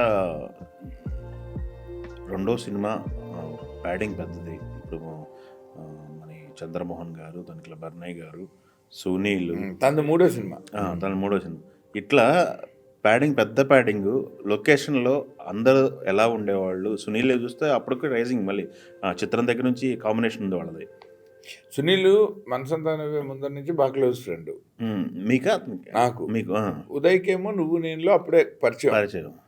వాళ్ళిద్దరూ కలిసే ఫ్లైట్ ఎక్కి వైజాగ్ వచ్చారు మనసంతా నువ్వే షెడ్యూల్కి, second schedule. Okay okay okay. ఇక్కడ రాత్రంతా హరిహర కళాభవన్లో Nuvvu Nenu song annual day ఆహో, సెలబ్రేషన్ సాంగ్ చేసి గాజువాక పిల్ల. గాజువాక పిల్ల ఎండ్లోన End లో. యాన్యువల్ డే స్టేడియం, అవును, అదే end పెద్ద లో. ఇండోర్ ఆడిటోరియం హరిహర అవునవును. కళాభవన్లో ఓకే ఓకే. శంకర్ మాస్టర్. ఉమ్. ఆ రాత్రి 3 గంటలకి వాళ్ళని వదిలితే పొద్దున్న బేగంపేటకి డైరెక్ట్గా అక్కడి నుంచి వచ్చి నేను వాళ్ళకి ఫ్లైట్ టికెట్ వేసాను. షూటింగ్ కోసం ఫ్లైట్ ఎక్కిన మొదటి సినిమా అదే. అవునా? సునీల్ అయితే లైఫ్లోనే ఫస్ట్ టైం అని అది అన్నట్టు గుర్తు నాకు అక్కడ ఇంటర్వ్యూలో. ట్రైన్ వేసేవాళ్ళు యాక్చువల్గా అయితే జనరల్గా ట్రైన్ అట్లా, ట్రైన్. కానీ నాకు నీడ్ అది. నేను అక్కడ అవుట్డోర్లో వెయిట్ చేయించలేను కదా, వేరే వాళ్ళ డేట్లు సుధ గారు వీళ్ళందరూ ఉన్నప్పుడు. నా సో మార్నింగ్ ఫ్లైట్ దిగటం, రూమ్కి రావటం, రెడీ అయ్యి టక్కన సెట్కి వచ్చేసి 7 గంటలకల్లా స్పాట్లో ఉండి అలా ఆ షెడ్యూల్ అలా మొదలైంది. సెకండ్ షెడ్యూల్ చాలా crucial schedule, first outdoor. Yes yes. కానీ ప్లాన్డ్గా చేసాం, చాలా మంచి ప్లానింగ్ అది. అంటే హోంవర్క్ ఎక్కువ చేసిన సినిమాలు ఎప్పుడు ఎగ్జిక్యూషన్ బాగా చేయగలుగుతామండి. హోంవర్క్ తక్కువ చేసిన సినిమాలు చేయలేము. హోంవర్క్ ఎక్కువ చేయాలంటే మనకు ప్రొడ్యూసర్ సపోర్ట్ కూడా ఉండాలి, టైం ఇవ్వాలి, టైం ఇవ్వాలి, కంగారు పెట్టకుండా. ఆయనకి మేము మే 10న ముహూర్తం అనుకున్న రోజే అక్టోబర్లో దసరాకి రిలీజ్ అని డిసైడ్ అయ్యాం. కానీ ఆ మే 10కి ముహూర్తం చేయాలన్న ముందు మేము చేసిన ఎక్సర్సైజ్ వాల్యూ 6 నెలలు. నేను ఎంఎస్ రాజు గారు ఫస్ట్ కలిసింది జనవరిలో, డిసెంబర్లో ఫోన్ కాల్. అప్పుడు ఆయన విజయవాడ, నేను తిరుపతి, నేను శబరిమలకు లేదు రాజమండ్రి వెళ్ళాము. ఆయన పుణ్యక్షేత్రానికే, నేను పుణ్యక్షేత్రానికి వెళ్తూనే మొదటిసారి మాట్లాడుకున్నాం. అయితే వచ్చాక కలుద్దాం అనుకున్నాం, వెళ్ళే ముందు ఎందుకు దైవ దర్శనంతో కలుద్దాం అనుకున్నాం. వచ్చాక 9-10 రోజులకి కలిసాము. సో అలా ఆ 5 నెలలు ఎంత బలంగా మేము హోంవర్క్ చేసామో దాని ఫలితం మేము మే 10 నుంచి మొదలుపెట్టి అప్పుడు కూడా షూటింగ్ చేయలే, ఓన్లీ ముహూర్తం చేసి జూన్ 10 నుంచో 11 నుంచో first schedule, July, August, September post production, October 19 release. చాలా టైట్లో చేస్తారు అసలు ఇంకా. అండ్ మాకు మీరు అన్నట్టు ఇంత పెద్దవాళ్ళు సెట్లో ఉన్నారన్న టెన్షన్ నాకు లేకపోవటం కారణం ఏంటంటే సంగీతం గారు, సయ్యద్ మాధవన్ గారు, జయంతి పరంజీ వీళ్ళతోటి పెద్ద హీరోలతో చేశాను. సో నాకు అందరు బాగా తెలిసిన వాళ్ళు. అంటే పొద్దున్నే వస్తే చంద్రమోహన్ గారు ఏంటి ఆదిత్య అని భుజం మీద కొట్టి చక్కగా ప్లేట్లో టిఫిన్లో జీడిపప్పు ఉంటే తీసుకుని తిని అంత చనువు ఉన్న ఇంట్లో మనిషిలాగా చూసిన వాళ్ళందరూ. పరుచూరి వెంకటేశ్వర గారు ఇంట్లోనే ఉండేవాడిని, సీతారామ శాస్త్రి గారి ఇంట్లోనే ఉండేవాడిని. వీళ్ళెవరిని చూస్తే నాకు భయం ఎందుకు ఉంటుంది? ఇంకా కెమెరా ఉండటము ఎస్ గోపాల్ రెడ్డి గారు అంతకంటే ఎక్కువ క్లోజు. ఆల్రెడీ మేము దుర్గా ఆర్ట్స్లో కేఎల్ నారాయణ గారి ప్రొడక్షన్లో ఎస్ గోపాల్ రెడ్డి గారితో నాగార్జున గారికి, జయంత్ గారికి రాబోయే చంద్రమామ కంటే ముందు ఒక కథ మీద వర్క్ చేసాం. అప్పుడు నేను ఇంకా జయంత్ గారి దగ్గర అసోసియేట్గా ఉన్నాను. నేను దీనరాజు గారు అని ప్రేమించుకున్నారా రైటరు, నేను, జయంత్ గారు, సత్యానంద్ గారు. సో మా ప్రయాణం అక్కడి నుంచే ఉండింది. సో ఆయన బాగా పరిచయం. నా ఫస్ట్ డైరెక్షన్ దుర్గా ఆర్ట్స్లోనే జరగాలని చెప్పి మహేష్ బాబు దగ్గర తీసుకెళ్ళి కథ చెప్పించారు ఆయన. సో ఇలా అన్ని రకాలుగా అందరూ తెలిసిన వాళ్ళు కానీ నాకు భయం లేదు. ఉదయ్ కిరణ్ నా చాయిసే. మేమిద్దరం చిత్రం నుంచి నా మొదటి సినిమా నువ్వే చేయాలరా అంటుండేవాడిని. లవ్ స్టోరీ చేస్తాను, నువ్వే హీరో, ప్రొడ్యూసర్ ఎవరైనా పర్లేదు. చిత్రం ముందు నుంచి, చిత్రం రిలీజ్ రోజే పరిచయం నాకు. కలిసి చూసాం మార్నింగ్ షో. దశరథ్ ఫ్రెండ్, ఆర్పి గారు friend, Kulasekhar friend, Kulasekhar college రోజుల నుంచే ఫ్రెండ్. ఇలా ముగ్గురు పనిచేసిన సినిమా అని వాళ్ళే తీసుకెళ్లారు. దశరథ్ తీసుకెళ్ళాడు మార్నింగ్ షోకి, చిత్రం రిలీజ్కి. నా పక్కన కూర్చున్నది ఇంటర్వెల్లో చూస్తే నా పక్కన ఉదయకిరణ్, నాకు తెలీదు. అరే అని బాగా చేసేవయ్యా నువ్వు అని అక్కడి నుంచి మొదలు. అప్పటికే నన్ను పరిచయం చేశారు వీళ్ళు. సో అప్పటికే ఇండస్ట్రీలో నాకు బోల్డెన్ ఆఫర్లు ఉన్నాయి, నా గురించి బాగా చెప్పుకునేవాళ్ళు. ఇవంతా కొంచెం హైప్లో ఉండేవాడిని. అసిస్టెంట్ డైరెక్టర్గా హైదరాబాద్ ఇండస్ట్రీలో మోస్ట్ హైప్డ్ పర్సన్ నేను, మోస్ట్ ఓవర్ రేటెడ్. ఇప్పుడు అప్పుడప్పుడు మా ఫ్రెండ్స్ ఇప్పుడు నన్ను చూసి యూఆర్ మోస్ట్ అండర్ రేటెడ్ అంటారు. అప్పుడు నేను చాలా ఓవర్ రేటెడ్ అని నా ఫీలింగ్. ఇదే యాక్చువల్ అని నేను అనుకుంటా. Okay, super. మంచి జ్ఞాపకాలు మిగిల్చింది అనమాట. చాలా ఉన్నాయి అసలు, ఒకటి కాదు. ఎందుకంటే మేము ఇంట్లో కూడా మేము కలిసి తిరిగేసే వాళ్ళం. వాళ్ళ ఇంట్లో నేను, మా ఇంట్లో అతను. సో ఎవరికి కొత్త అనేది ఫీలింగే లేదు అసలు. ఒక పెద్ద స్టార్ ఉదయ్ కిరణ్ నేను ఇక్కడ యూసఫ్గూడలో సాయిరామ్ గార్డెన్స్లో ఉన్నప్పుడు రీసెంట్ పాస్ట్లో అంటే మనసంతానవి అయిపోయిన ఒక 10-15 సంవత్సరాలు 2014 ఆ టైంలో అది పెద్ద కమ్యూనిటీ, 135 అపార్ట్మెంట్లో ఒక 6 టవర్లు ఉన్న పెద్ద కమ్యూనిటీ. అక్కడికి తను వస్తే దాదాపు 3,000 మంది అతను వెనకాల పడ్డారు. అతను కలవాలి, ముట్టుకోవాలి, ఆటోగ్రఫీ కావాలి, ఫోటోలు కావాలని. అప్పటికి అతను కొంచెం డల్గా ఉన్నాడు. జై శ్రీరామ్ అనే సినిమా పోయి చిన్న కైండ్ ఆఫ్ లోలో ఉన్నాడు, డిసప్పాయింట్మెంట్ లో ఉన్నారు. గణేష్ ఫెస్టివల్లో ఆఖరి రోజున సింగర్ శ్రీకృష్ణ, గీతామాధురి గారు వాళ్ళతో పాటు ఉదయ్ కిరణ్ వాళ్ళదేమో మ్యూజికల్ ప్రోగ్రామ్ పెట్టించి నేను మా అపార్ట్మెంట్లోనే with in the compound Uday కిరణ్ని సరదాగా చిన్నపిల్లలకి ప్రైజులు ఇద్దు కానీ కాసేపు వచ్చి వెళ్ళమని చెప్పి మా ఇంట్లో దాచి సడన్గా స్టేజ్ మీదకి తీసుకెళ్ళి మళ్ళీ అక్కడి నుంచి కారు ఎక్కిస్తే అతని ఇంటి రోడ్డు వరకు వెంటపడ్డారండి. స్కూటీలు వేసుకుని నడుస్తూ పరిగెడుతూ. అతను మన ఇంటికి అప్పుడు 5 minutes అవే శ్రీనగర్ కాలనీ ఇంట్లో ఉండాడు. అతను ఫోన్ చేసి గంట సేపు, అన్నగారు ఇదేంటిది, ఈ జనరేషన్లో మనసంతా నువ్వే అప్పుడు ఇలా పడ్డారంటే ఓకే, 15-16 ఏళ్ళ పిల్లలు ఏంటండి అంత క్రేజ్ అన్నాడు. నువ్వు నీ సినిమాల హిట్ ఫెయిల్యూర్ని బట్టి నిన్ను అసెస్ చేసుకోకూడదు. ఎందుకంటే నువ్వు ఆడియన్స్లో ఉన్నావు, ఇండస్ట్రీలో ఎట్లా ఉన్నావు అన్నది నీ చాయిస్. వాళ్ళు నిన్ను ఏ కథలో యాక్సెప్ట్ చేస్తారన్నది నువ్వు చేసుకుంటూ వెళ్తే కానీ ఎవరికీ తెలీదు. కానీ నువ్వు వాళ్ళ మనసులో ఉన్నావు. నువ్వు నీ నుంచి వాళ్ళు అనుకున్న రైట్ కంటెంట్ వచ్చినప్పుడు అది టికెట్ కింద కన్వర్ట్ అవుతుంది. సో నువ్వు ఇండస్ట్రీ మ్యాథమెటిక్స్ని నీ పర్సనల్ లైఫ్కి అప్లై చేయకు ఎప్పుడు అనేవాడిని. సో ఇది డిఫరెంట్, నీ బేస్ ఇదే నువ్వు ఫాలో చేయాలి. నువ్వు వస్తే ఎవడు పట్టించుకోకపోతే డిప్రెషన్కి గురవ్వాలి. ఇంత వెంట పడుతుంటే నీకు ఎందుకు వేయాలో అనేవాడిని. అన్నగారు చాలా థ్యాంక్స్, మీరు నన్ను పిలిచి అంటే ఒక కొత్త రకమైన ఎనర్జీ ఇచ్చారు నాకు. నేను మళ్ళీ యాక్టివ్గా ఆ తర్వాత అతను మొదలుపెట్టిన సినిమాయే చిత్రం చెప్పాను కదా. So he was so happy. Like అతనికి ఎప్పుడైనా అవసరమైతే ఒక ఫోనే ఫ్రెండ్ లాగా ఉండేవాడిని, మంచి చెడు మాట్లాడటానికి. ఎందుకంటే ఇండస్ట్రీలో నా ఎక్స్పీరియన్స్, నా సీనియారిటీని బాగా రెస్పెక్ట్ చేసేవాడు అతను. సో నా సలహాలు కూడా బాగానే వినేవాడు. ఫైనాన్షియల్గా ఏమైనా స్ట్రగుల్స్ ఉంటాయండి? చేసుకోలేదు, అది తెలిసి ఉండే అవకాశం లేదు. అతనే మాలా సొంత సినిమాలు చేసి పోగట్లేదు కదా. సో మేబీ ఖర్చు ఉండొచ్చు, ఆదాయం లేనప్పుడు ఖర్చు కూడా భయపడచ్చు. కానీ బట్ అతను మరీ లాస్లు వచ్చేసే బిజినెస్లు ఏమీ చేసినట్టు దాఖలాలు లేవు. మంచి హిట్లు పడ్డాయి కెరీర్ స్టార్టింగ్లో. అతను సంపాదించినవి మంచి వాల్యుబుల్ ప్రాపర్టీసే ఉన్నాయి. సో నాకు తెలిసి ఒక డిప్రెషన్కి కారణం మనం అనుకున్నట్టుగా మన జీవితం లేకపోవటం ఉంటుంది తప్ప డబ్బులు ఉండటం ఉండకపోవటం అనేది రెండూ చూసి వచ్చిన వాళ్ళకి అది ఉండదు. ఎస్పెషల్లీ మీకు మిడిల్ క్లాస్ ఫ్యామిలీస్లో డబ్బులు లేనప్పుడు ఎలా గెటర్న్ అవ్వాలో కూడా మనకి బై బర్త్ వచ్చేస్తుంది. ఆ ఫ్యామిలీస్ నుంచి వచ్చిన వాళ్ళకి కెరీర్లో వచ్చే సక్సెస్ క్యారీ అవుతే మనం బుర్రపాడవుతుందేమో కానీ డబ్బుల వల్ల మాత్రం ఎవరికి బుర్రపాడయ్యే అవకాశం మనలాంటి మిడిల్ క్లాస్ నుంచి ఇండస్ట్రీలోకి వెళ్ళిన వాళ్ళకి ఉండదు. సూపర్ రిచ్ ఫ్యామిలీ నుంచి పడిపోయే పైకి వచ్చిన వాళ్ళు ఉన్నారు బోలు మంది నాకు తెలిసి సినిమా ఇండస్ట్రీలో. ఫిల్దీ రిచ్ పీపుల్ ఇండస్ట్రీలోకి వచ్చి మొత్తం రోడ్డు మీదకి వచ్చి మళ్ళీ నిలదొక్కుని పైకి వచ్చిన వాళ్ళు ఉన్నారు. అలా చూసుకుంటే మనం సేఫ్. మనం ఇండస్ట్రీని వదిలేస్తే మన జీవితాలు బాగుంటాయి. ఎంతసేపు వదిలేయటం, మనం కావాలనుకుని వెళ్ళాం కానీ ఎవడో పిలిస్తే వెళ్ళలేదు కదా.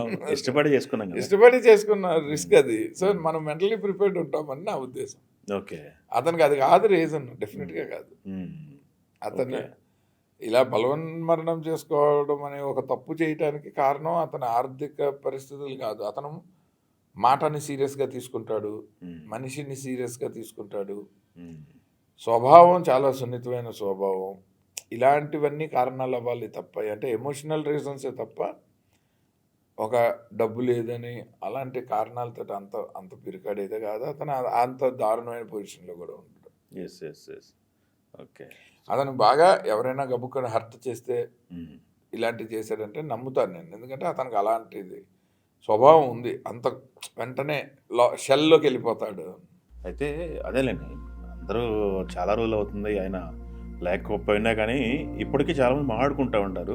అందుకని అతను ఒక కేస్ స్టడీ అయిపోయాడు. అంటే అదే నా బాధ, ఇలాంటి రాంగ్ రీజన్కి అవ్వకూడదని. అందుకు కోపం నాకు.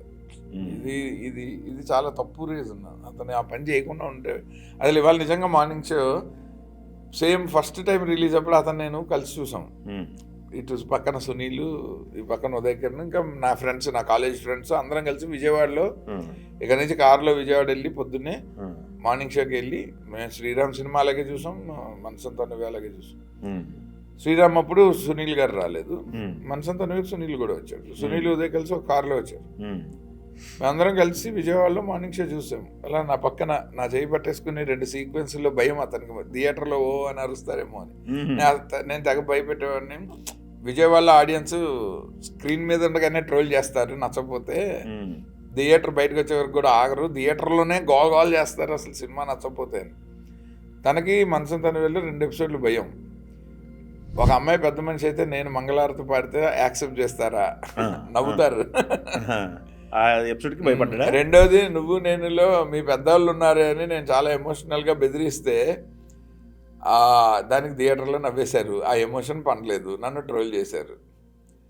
ఇందులోనేమో చిన్నప్పుడే కొడదాం అనుకున్నాను, అమ్మడ్డు వచ్చింది, పెద్దయ్య కొడదాం అంటే చెల్లడ్డు వచ్చింది, బతికిపోయావు అని చెప్తాడు తనికెళ్ళ బర్ణ గారితో. ఇది రిసీవ్ చేసుకుంటారా నా నుంచి, నేను కొడతానంటే నవ్వుతారేమో అని భయం. ఈ 2 సీక్వెన్స్లో ఇలా గట్టిగా నొక్కిపట్టు. ఓకే, నాకు ఇప్పుడు అనిపిస్తుంది అతను ఈ పిచ్చి పని కనుక చేయకుండా ఉండుంటే ఇప్పుడు ఆల్రెడీ హిట్ అయిన సినిమా కాబట్టి మేము ఈ రిలీజ్ని సరదాగా ఎంజాయ్ చేసి ఉండేవాళ్ళం కదా. అవును, మళ్ళీ అలా కూర్చుని చూడటాన్ని మిస్ అవుతాను నేను డెఫినెట్గా. ఇప్పుడు ఆ టెన్షన్ ఉండదు కదా, ఇది యాక్సెప్టెన్స్ ఉంటుందా లేదా అని టెన్షన్ లేకుండా సినిమా చూసి వచ్చేసేవాళ్ళం. అప్పుడు నాకు ఫస్ట్ సినిమా, పబ్లిక్ అసలు సినిమాని ఎలా రిసీవ్ చేసుకుంటారనే టెన్షన్లో నేను, యాక్టర్గా నన్ను ఎలా తీసుకుంటారన్న టెన్షన్లో, నువ్వు నేను చిత్రం తాలూకు హిట్ని కంటిన్యూ చేస్తానా లేదంటే 2 హిట్లు ఇచ్చారులే చాలు ఈ సినిమా ఇంకా వీడు వేస్ట్ అంటారా. అప్పటికే టూ మచ్ కాంపిటీషను, ప్రెషర్లో అతను ఇలా రకరకాల ప్యారలల్ ట్రాక్లు మైండ్లో వెళ్తుండగా చూసాం కదా సినిమా. ఇప్పుడు అవేం లేవు. ఇవాళకి ఇంకా we know what we are, so హ్యాపీగా చూస్తే ఒక ఆపర్చునిటీ పోయింది. ఇటు తర్వాత ఎలా రియాక్ట్ అయ్యారు? ఎందుకంటే హ్యాట్రిక్ కొట్టారు మీరు, ఇప్పుడు మాడుతూ ప్రెషర్ ఉండేది, అప్పుడు కాంపిటీషన్ అన్నారు. ఆ కాంపిటీషన్ ఫీల్ అయ్యే వాళ్ళ అతను బాగా ఉదయకరణ్ మేము మహా కసిగాడని పిలిచేవాళ్ళం. నేను మా కెమెరామెన్ శివ, మేము అందరం మా ఫ్రెండ్స్లో. ఎందుకంటే ఈ ఒక క్యారెక్టర్ కోసం చేయాలంటే ఎలాగైనా చేసేస్తాడు. ఏమన్నా అడిగితే సార్ మనం బయట నుంచి వచ్చాం సార్, మనకి ఇండస్ట్రీలో సపోర్ట్ మనం ఎంతో కష్టపడితే కానీ ఇక్కడ నాకౌటే కదా, ఒక సినిమా హిట్ అయితేనే ఉంటాం లేదంటే లేదు, అందుకని నేను చేసేస్తానండి అంటుండేవాడు. అతని enthusiasm and zeal towards career చాలా గొప్పగా ఇన్స్పైరింగ్ ఉండేవి. అంటే అతని ఏజ్లో కుర్రాడు అంత ప్యాషనేట్గా బాడీని పెంచమంటే పెంచేవాడు, తగ్గించమంటే తగ్గించేవాడు. నేను శ్రీరామ్ సినిమాకే అతనితో దెబ్బలాడాను. నువ్వు కొంచెం నీ జాగ్రత్తలు నువ్వు కూడా తీసుకో, నీ ఎంతూజియాజం వల్ల నువ్వు ఎక్కువ హర్ట్ అయ్యేలాంటి అడ్వెంచరస్ నేచర్కి వెళ్ళిపోతున్నావు నువ్వు.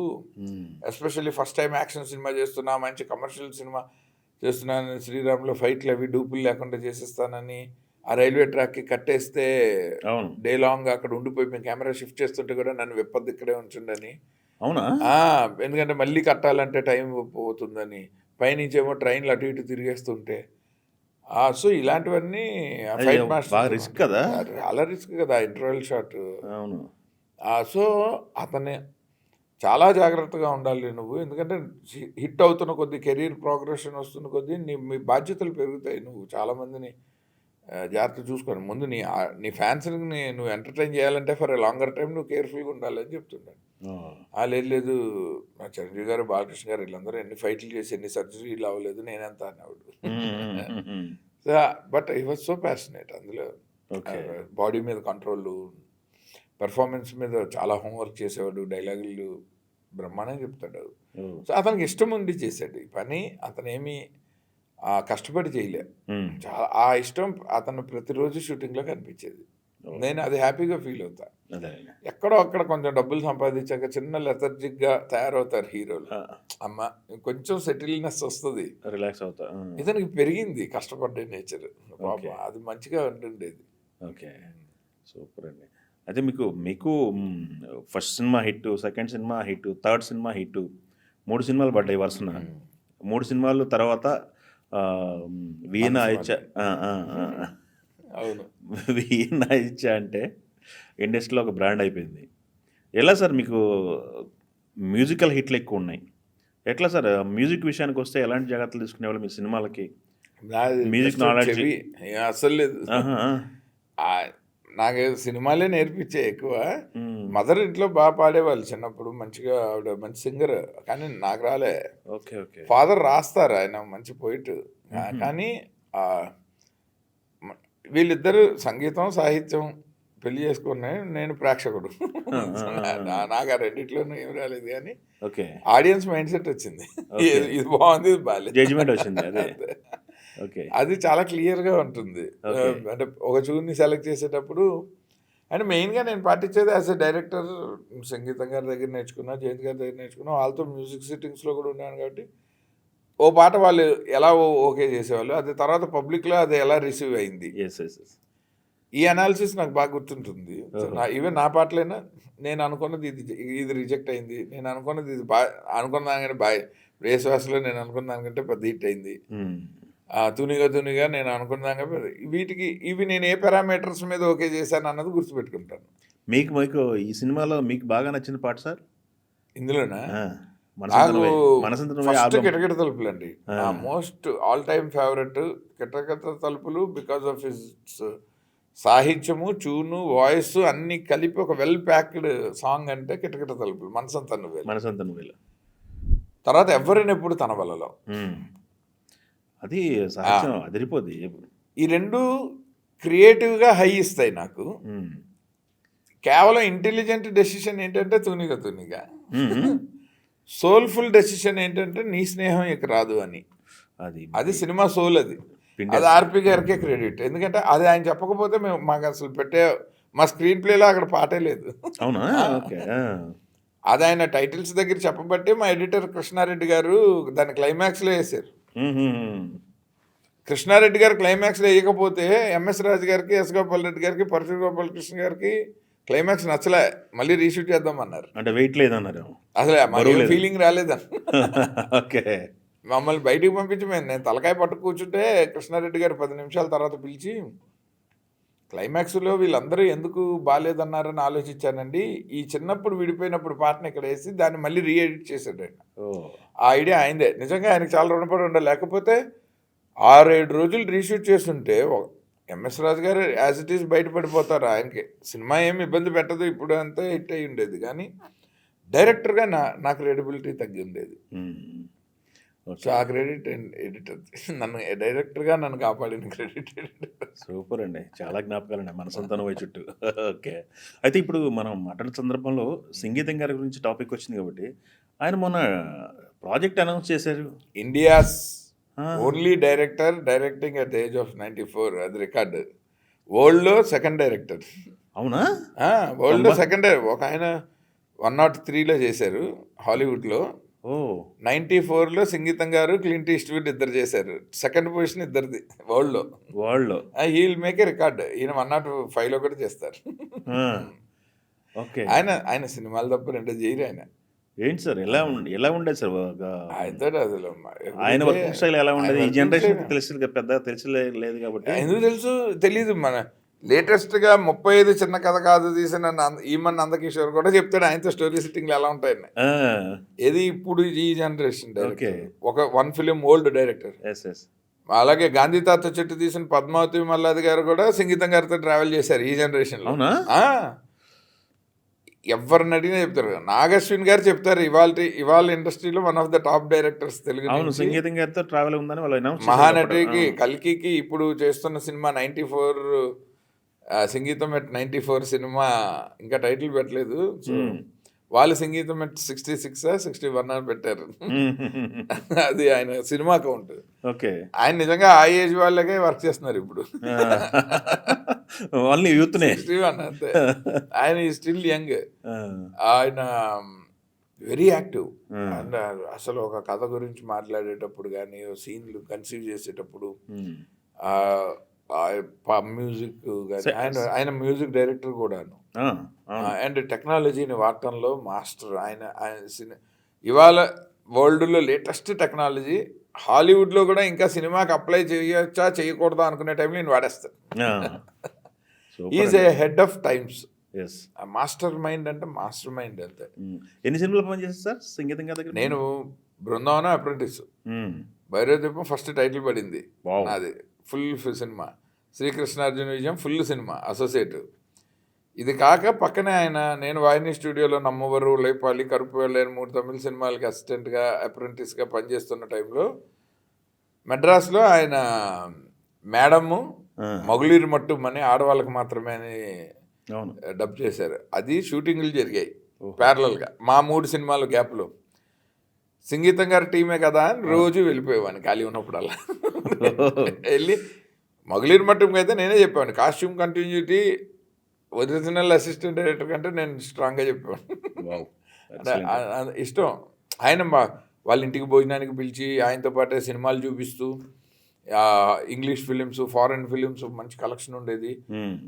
ఈ కథ ఇతను క్రిస్టఫర్ నోలన్ ఇలా చెప్పేదే, లేదా క్వెంటిన్ టారెంటినో ఇలా చెప్తే, రోమన్ పొలాన్స్కి ఇలా చెప్తే మనం మన కథని ఎలా చెప్తాం అని ఇలా క్వశ్చన్లు వేసి ఆయన బాగా is such a wonderful mentor.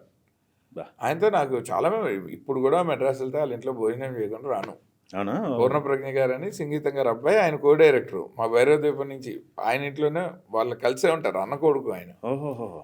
కూతురు అల్లుడు పక్కనే ఉంటారు, ఓకే, పెద్ద కూతురు అల్లుడు. సో వీళ్ళందరూ నాకు బాగా ఫ్యామిలీ అనమాట, నా ఓన్ ఫ్యామిలీ అది.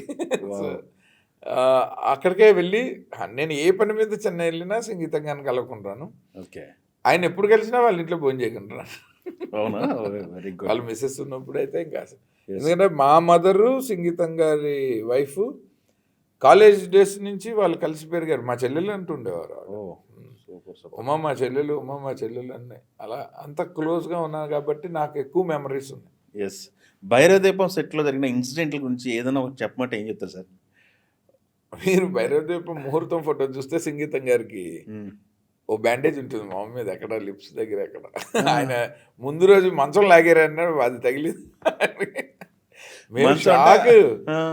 సార్ పొద్దున్నే ఇంత పెద్ద అంటే రామారావు గారు, చిరంజీవి గారు అందరూ హోల్ ఇండస్ట్రీ ఆ ఫోటోలో ఆయన చిన్న బ్యాండేజ్ తోటి ఉంటారు పాపం. అలాగే వచ్చేసారు ఆయన. ఇంట్లో మంచమా? ఇంట్లో మంచం కూడా ఏదో తగిలి ఆయన బాగా కంగారు పడ్డాం. ఆ తర్వాత మా ప్రొడక్షన్ బాయ్ ముని అని ఉండేవాడు. సార్ మీకు ముహూర్తం అయ్యాక దిష్టి తీద్దాం అనుకున్నా, ముహూర్తం ముందు రోజు రాత్రే దిష్టి పోయింది అన్నాడు. అతను నాకు బాగా గుర్తు. అతను నెల్లూరు అంటే బార్డర్ తమిళ్ తెలుగు మిక్స్ చేసి వెరైటీగా మాట్లాడుతూ ఉండేవాడు ముని అని. మాకు అందరికి భోజనాలు వడ్డిస్తుండేవాడు ప్రొడక్షన్లో. సోము గారని ప్రొడక్షన్ ఇన్ఛార్జ్ ఆయన. సో తాండవ కృష్ణ గారని ఎగ్జిక్యూటివ్ ప్రొడ్యూసరు. ఆయన అయితే సినిమాకి రియల్ లైఫ్కి లెసన్స్ నేర్పించడంలో Tandav garu production controller, white and white Tandava అనేవారు ఆయన. వాహిని స్టూడియోకి పెర్మనెంట్. రావు కొండలరావు గారు నిర్మాణ సంచాలకుడు, రైటరు, ఓకే, 2 పోస్టులు. ఆయన కిందన తాండవ కృష్ణ గారు.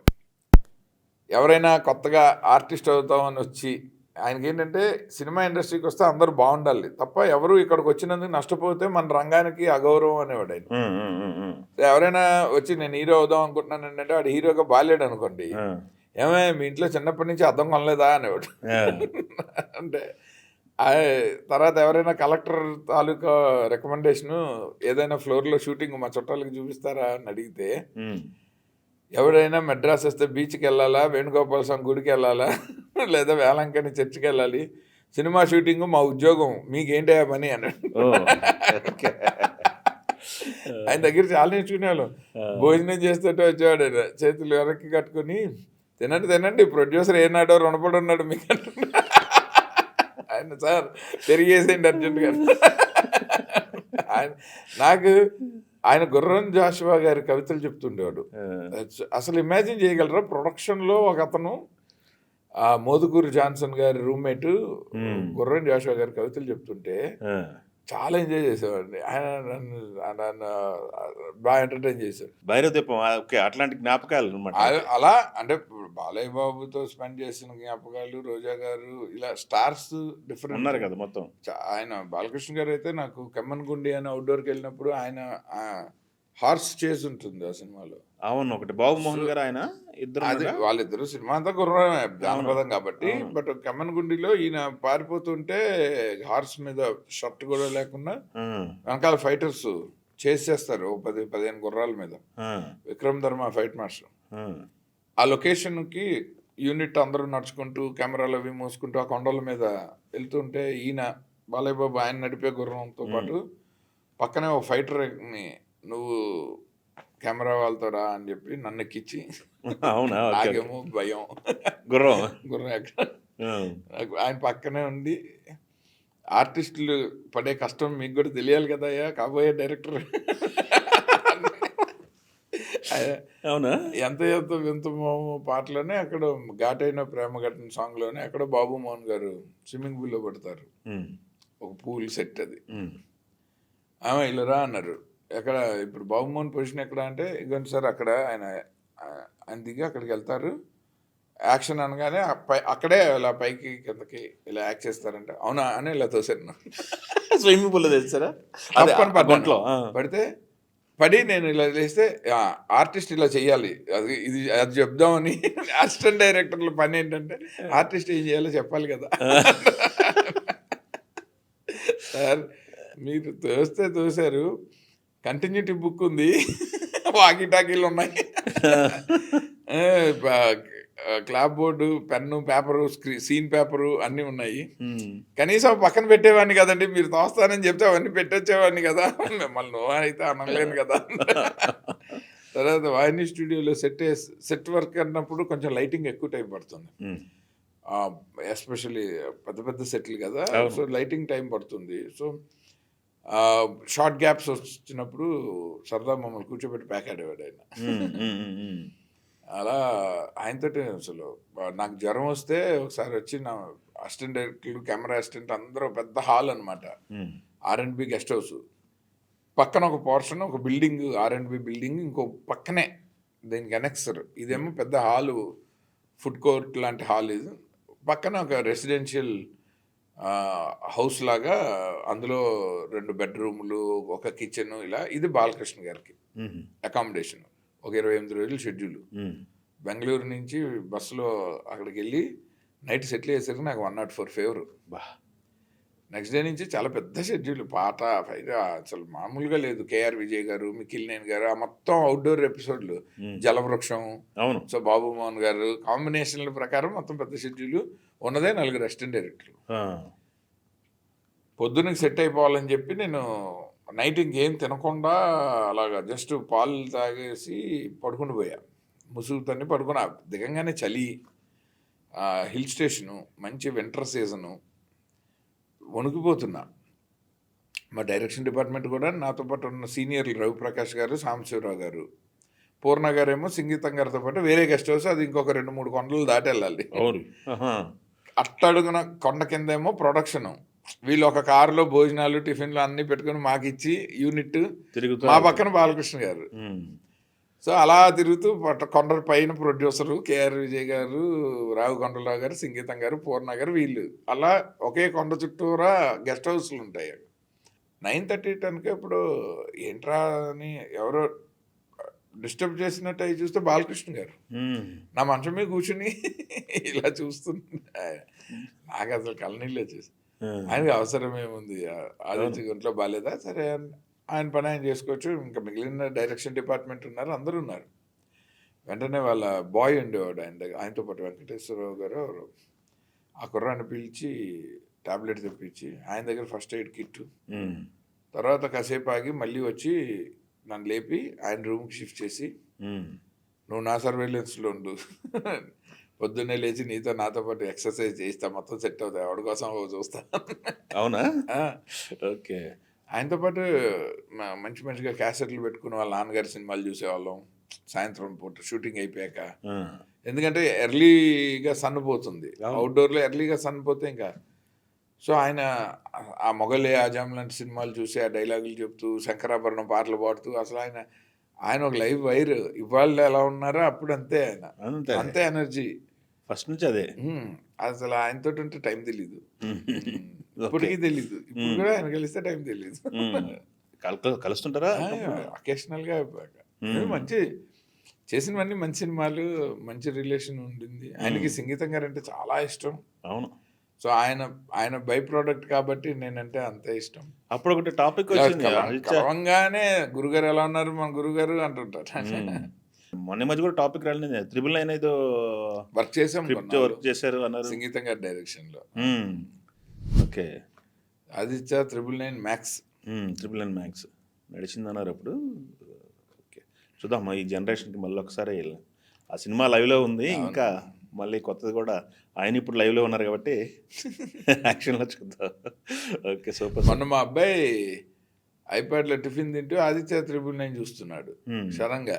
నేను వచ్చి ఇదేంట్రా ఇప్పుడు చూస్తున్నావు ఇది అన్న.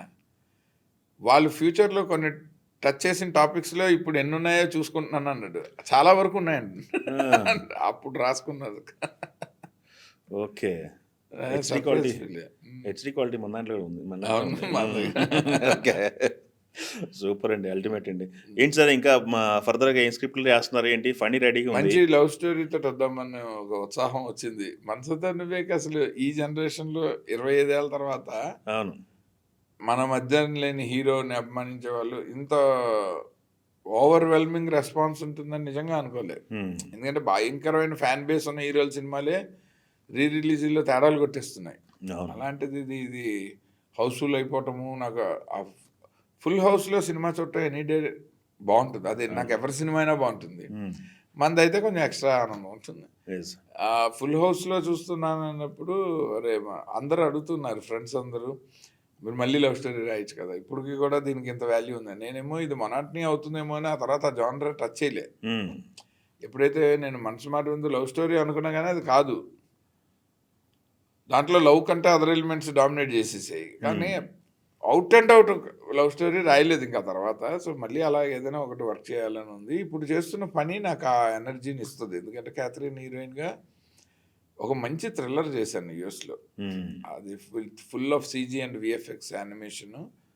ఒక డిఫరెంట్ ఎక్స్పీరియన్స్ అయితే ఇచ్చినప్పుడు, ఎప్పుడైతే మనం కాంటెంపరీ ఆడియన్స్కి ఇలాంటి కంటెంట్తో కనెక్ట్ అయ్యామో మనకు ధైర్యం వస్తుంది మళ్ళీ మనం ఇంకొక కంటెంట్ రాయటానికి. అలా ఆ ఎనర్జీని పని సినిమా ఇస్తుంది, ఫర్ షూర్ ఇస్తుంది. Yes, super sir, excellent sir. అయితే మీరు ఇండస్ట్రీ పోకడని దగ్గర నుంచి అబ్జర్వ్ చేస్తున్నారు. మీరు ఇండస్ట్రీలో ఏం సేల్ అవుతుంది, ఏం సేల్ అవ్వట్లేదు అని, లేకపోతే ఇండస్ట్రీ పరిణామాలు ఎలా ఉన్నాయి, మీరు రైటప్లు కూడా చూస్తుంటారు అప్పుడు ఫేస్బుక్లో. లాస్ట్ టైం సమ్మె, అప్పుడు కార్మికుల సమ్మె అప్పుడు మీరు పెట్టిన పోస్ట్ ఒకటి చాలా వైరల్ అయింది.